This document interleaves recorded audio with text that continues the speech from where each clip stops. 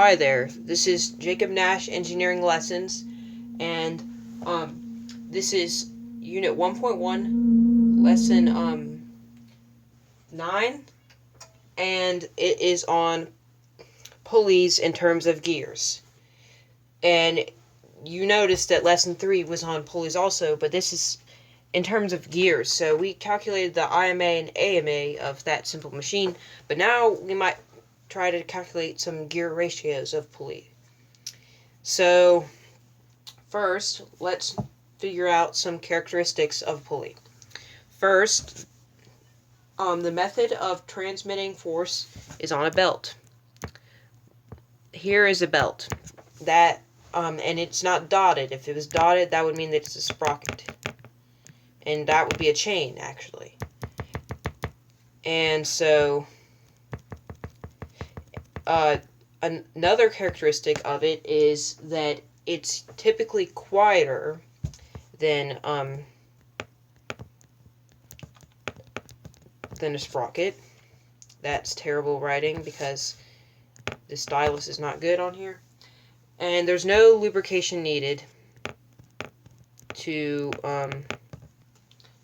for the sprocket, or sorry, chain. Wrong again. Pulley. I'm having it rough today. Sorry about that.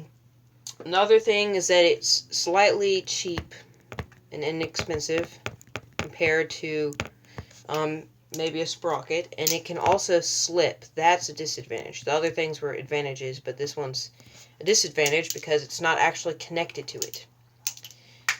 But the equation to find gear ratios of pulleys is pretty much the same as you already learned in the last lesson. So it is D out over D over dn, and then omega n over omega out, torque out over torque in.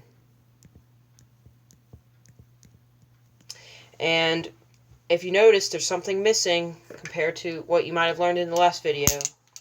There's no N, and that's because there is no teeth on pulleys.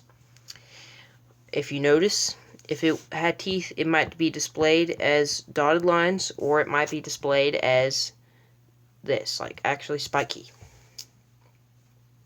Now, using that, we can actually find something using that. So I'll leave that equation there, and let's see if we can find the diameter for gear A, and this, let's just call this B. So what do we know? What's given? So we know the RPM, that would be the omega. So A would be the in gear, B would be the out gear. So in, we can see that's 45 RPM, and then out 15 RPM. Then we have, what else do we know? We know the diameter of gear B, which is 6 inches. That will be on the top because it's diameter out over diameter in. And then X inches because we don't know that one. So we can cross multiply and we get 45x equals, go in the calculator here, 90. Then you divide that by 2, which is, or sorry, I just gave away the answer. Divide 90 by 45, and then you get 2. So that means that it's 2 inches. And that kind of makes sense because if you think about it, 15 times 3 equals 45, and then 2 times 3 equals 6. That kind of makes sense if you think about it.